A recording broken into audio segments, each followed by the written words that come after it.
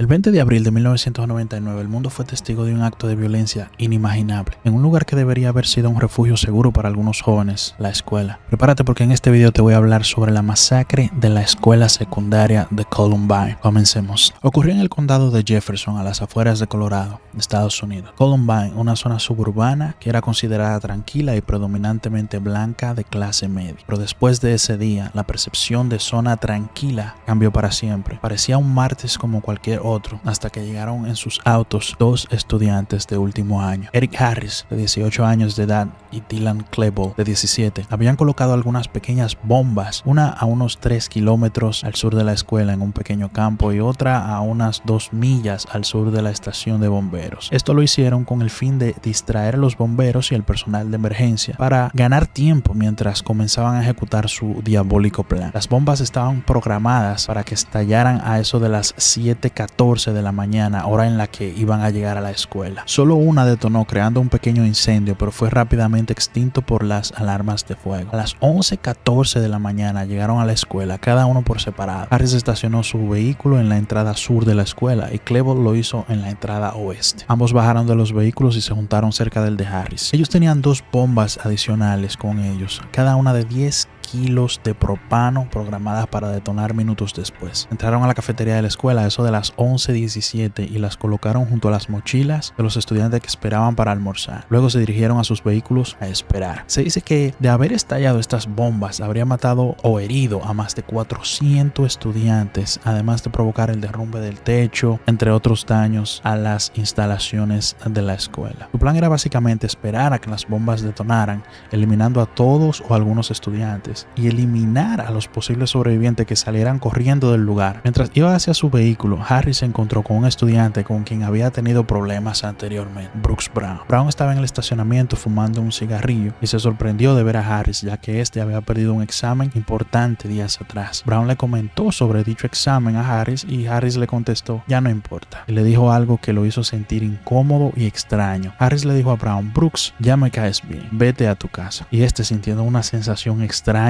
se marchó. Minutos después, algunos compañeros de Brown que iban rumbo a la cafetería lo vieron extraño de que se estaba alejando de la escuela. O sea, se sintieron raro de ver a Brown que se estaba yendo de la escuela a esa hora. A todo esto, las bombas que Harris y Klebold pusieron en la cafetería no estallaron, por lo que decidieron hacer el trabajo con sus propias manos. A las 11:19, unos 5 o 6 minutos después, caminaron de vuelta a la escuela, ocultando las armas debajo de sus ropas. Harris tenía una escopeta Savage Springfield calibre 12. También cargaba una Carabine High Point 9.95 de 9 milímetros con 13 cargadores de 10 balas cada uno. Por su parte, Klebold llevaba una pistola semiautomática Intratec AB-10 de 9 milímetros con 3 cargadores, uno de 52 balas, otro de 32 y un tercero de 28. Cargaba también una escopeta de 2 cañones Stevens 311D calibre 12. Ellos habían modificado las escopetas para que fueran más fáciles ocultarlas, recortando los cañones y culatas usando unas instrucciones que habían encontrado por internet.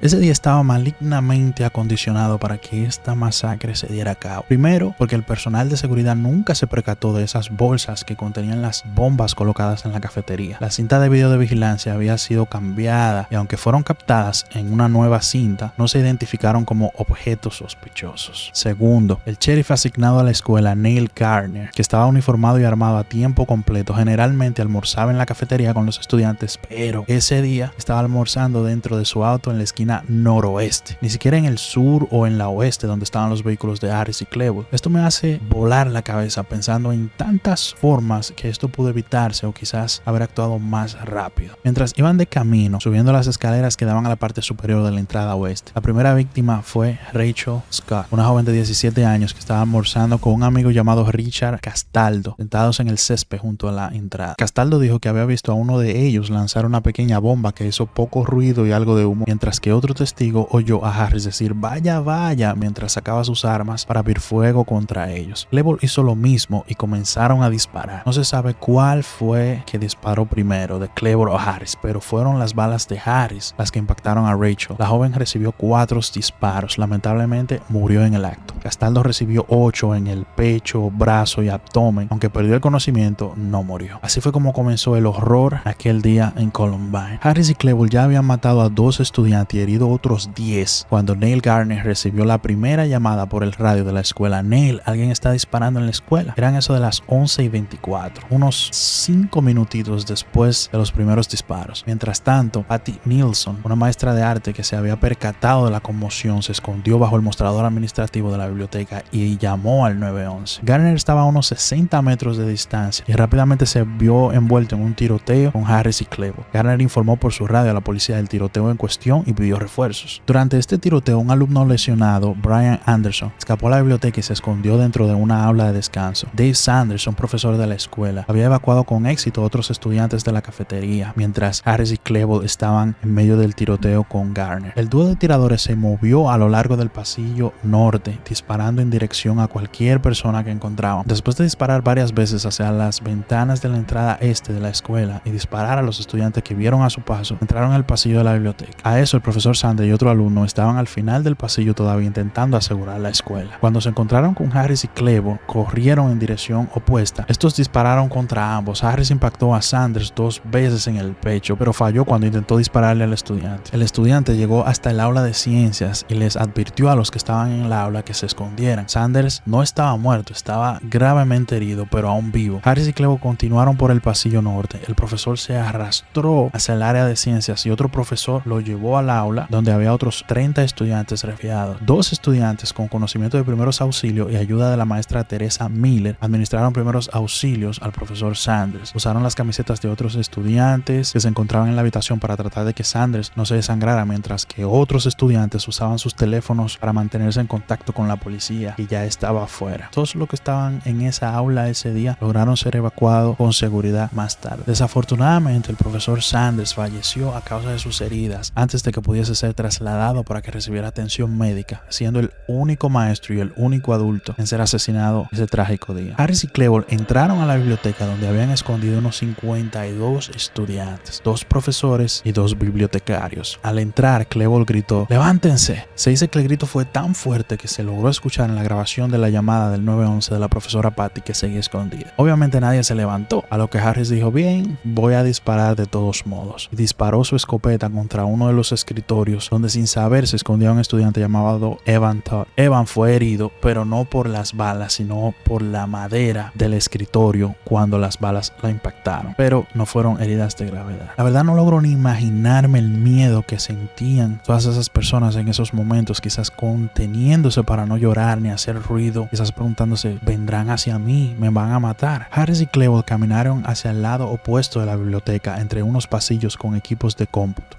Todd, el joven herido por la madera, se movió del lugar para esconderse detrás del mostrador administrativo. Un joven llamado Kyle Velázquez, 16 años, que se escondía debajo de una mesa de una computadora, fue muerto por unos disparos de Cleveland. Harris, al notar que afuera la policía evacuaba a otros estudiantes, dijo: vamos a matar a algunos policías. Recargaron sus armas y comenzaron a disparar por las ventanas a los policías, quienes devolvieron el fuego, pero en ese intercambio de disparos nadie resultó herido. Estos 2 sanguinarios seguían buscando víctimas en la biblioteca. Se dice que Harris se acercó a una mesa frente a la fila inferior de computadoras, la golpeó 2 veces, se arrodilló diciendo "peekaboo", como "te encontré", antes de dispararle a Casey Bernal, de 17 años, arrebatándole la vida instantáneamente. Así continuaron acabando con unos otros estudiantes, algunos que estaban escondidos y otros que atrapaban tratando de escapar. Se burlaron de muchos de ellos antes de quitarle la vida. En un momento regresaron a la mesa central de la biblioteca donde tenían sus municiones para recargar. Harris notó que un estudiante se escondía cerca y le pidió que se identificara.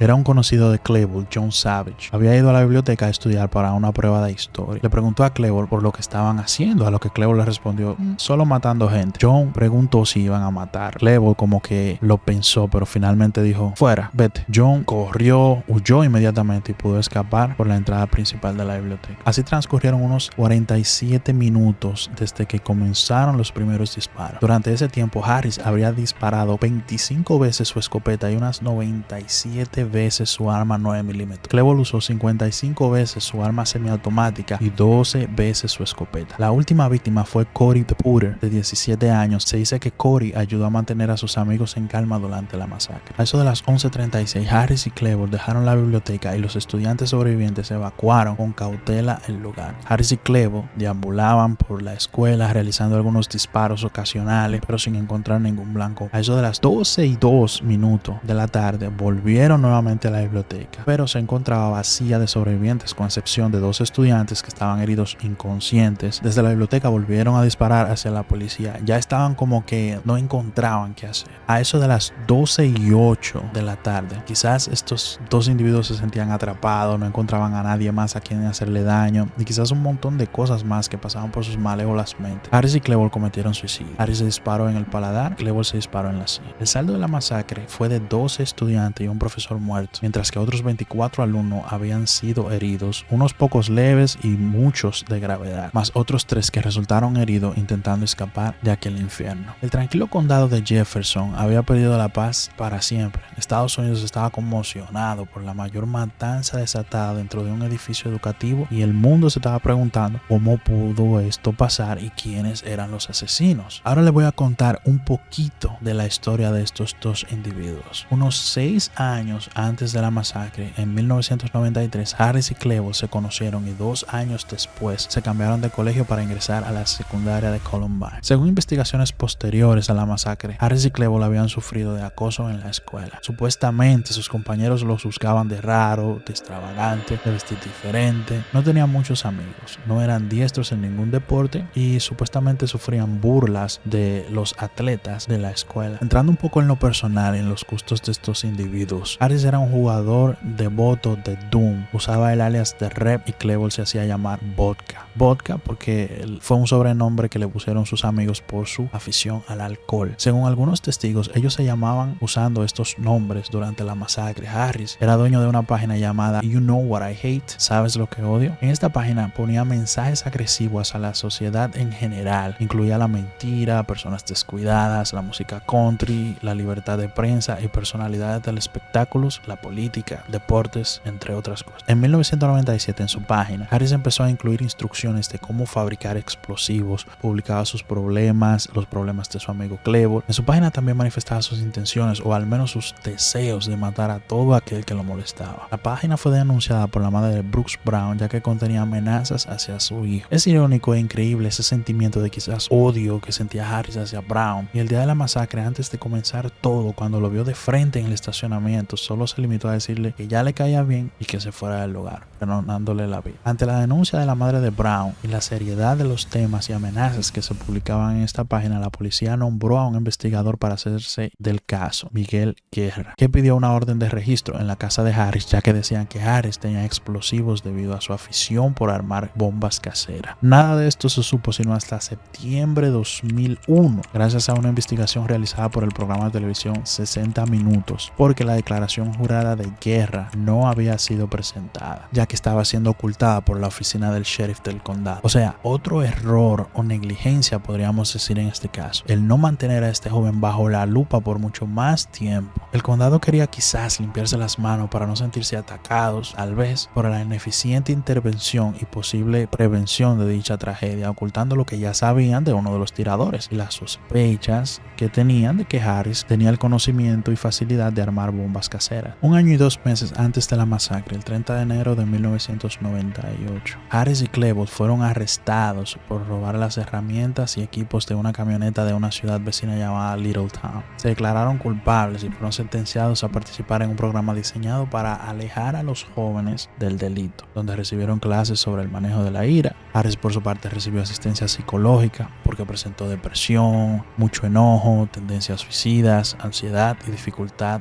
para concentrarse. Para esto también le recetaron 2 antidepresivos en 2 oportunidades de 2 laboratorios diferentes. Como parte del programa obligatorio de reeducación, Harris escribió una carta de disculpa al dueño de la camioneta que le había robado. Pero pocos días después, en un diario personal, se burló de toda esta situación y escribió que él tenía el derecho de robar algo si quería hacerlo. Finalmente, Harris y Klebold fueron liberados del programa con anticipación debido a las acciones positivas en sus clases. Ambos estaban en libertad condicional. La página de Harris también fue convertida en un lugar para los jugadores del videojuego Doom, pero en una sección todavía publicaba contenido relacionado a su avance en su colección de armas y construcción de bombas junto a Klebold. Harris también continuaba teniendo reuniones programadas con su psicólogo hasta unos meses antes de la masacre. Harris y Klebold comenzaron a escribir en sus diarios personales, que luego serían encontrados, donde vieron que estos dos querían desatar una gran tragedia que superara el atentado de abril de 1995 en Oklahoma, donde el terrorista Timothy McVeigh voló un edificio federal matando a unas 168 personas. En sus diarios también tenían escritos de cómo ir a México, cómo secuestrar un avión del aeropuerto de Denver para luego estrellarlo en un edificio de New York. Todo esto 2 años antes del atentado contra el World Trade Center en septiembre de 2001. Ambos se filmaron haciendo prácticas de tiro. En sus videos también hablaban de cómo escondían las armas en sus casas y la forma como engañaban a sus padres sobre sus actividades. Las armas las habían comprado a través de sus amigos mayores de edad que no sospechaban de sus intenciones. Harris y Cleburne grabaron 2 últimos videos unos 20 minutos antes de la masacre. El primero fue Cleburne diciendo mientras miraba fijamente a la cámara: "Hola mamá, tengo que ir. Falta una media hora para el día del juicio. Solo quería pedirles perdón por cualquier mierda que pueda provocar. Sé que voy a un lugar mejor. No me gusta demasiado la vida y seré más feliz donde sea que vaya. Adiós". Después habló Harris diciendo: "A toda la gente que amo, realmente lo siento. Siento todo esto. Sé que te sorprenderá, papá. Mamá, lo siento. No puedo evitarlo". ¿Por qué lo hicieron? ¿Cuál fue el motivo real, la razón? Si hubo algún secreto, se lo llevaron a la tumba. Hipótesis hay muchas, pero la cultura violenta de Estados Unidos es la primera gran acusada. La facilidad de comprar armas y explosivos en muchos estados es otra. Se han acusado hasta los videojuegos y cierta música de incitar y endulzar la crueldad. Otra idea que fue dejada de lado es que Harris y Cleburne eran nazis o neonazis y que formaban parte de alguna tribu urbana violenta. Se decía que escogieron el 20 de abril porque era el aniversario del nacimiento de Adolf Hitler y que en varias oportunidades mientras disparaban a sus víctimas hacían comentarios racistas. Pero esto no hacía mucho sentido ya que Cleburne tenía ascendencia judía. También se descartó que la masacre hubiese sido derivada del acoso escolar que sufrían, ya que la mayoría de los que ellos mataron no tenían nada que ver con el acoso que sufrían. En un video, Harris le hace una pregunta a Cleburne: ¿cómo serían vistos en la escuela, en la sociedad, en el mundo después de la masacre? Parte de la respuesta era que él creía que la gente se iba a preguntar esto mismo: ¿por qué lo hicieron? El resto del video fue ocultado por el FBI para evitar una sublevación estudiantil. Según algunas fuentes de la Oficina Federal de Investigaciones, todo sería revelado en 2026, pero las cintas que se conocían como The Basement Tapes o las cintas del sótano fueron destruidas entre 2011 y 2005. Y este fue el caso sobre la terrible masacre en la escuela secundaria de Columbine. Nuevamente, si te ha gustado el video, te pido que me lo dejes saber con un like, que dejes en tus comentarios abajo qué fue lo que más te impactó sobre este caso. Compártelo con tus amigos, familiares, si ha llegado, que disfruten también de este tipo de contenido. Te invito también a que te suscribas, actives las notificaciones para que puedas disfrutar de cada caso nuevo tan pronto sea subido. Así que muchas gracias y nos vemos en la próxima.